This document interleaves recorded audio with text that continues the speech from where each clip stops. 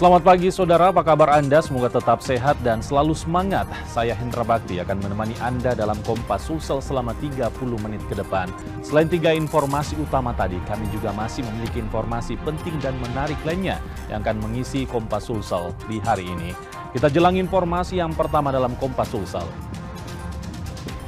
Saudara, seorang anggota polisi yang bertugas di Polres Buton meninggal usai ditikam orang tak dikenal. Korban ditikam saat melakukan pengamanan. Polisi yang bertugas di Polres Buton, Aibda Fajar Iwu, tewas seketika usai ditikam orang tak dikenal saat melakukan pengamanan di Desa Karya Jaya, Kecamatan Siotapina, Kabupaten Buton, 14 April 2025 dini hari. Korban mengalami luka tusuk di bagian dada dan juga di bagian siku kanan korban. Peristiwa bermula saat ada acara joget di Desa Ambuau Indah yang berujung kericuhan dan membuat 2 orang terluka akibat penikaman. Korban dan rekannya melakukan penjagaan di rumah pelaku, namun tiba-tiba orang tak dikenal menikam korban. Kanit Propam itu sempat jalani perawatan, namun nyawanya tak tertolong.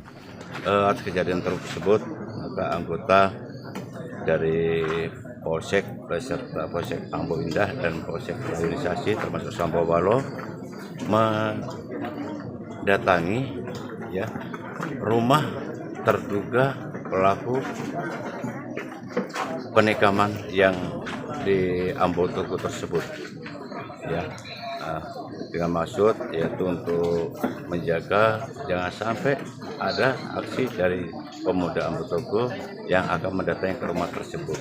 Namun demikian, tepatnya pada pukul 03.30 datang orang yang tidak kenal, langsung datang dan langsung melakukan tindakan dengan menikam korban. Dalam hal ini adalah Aibda Fajar Iwu yang tadi siang almarhum meninggal di rumah sakit daerah Kabupaten Buton di Lapurunci, tepatnya pada pukul 12 WITA.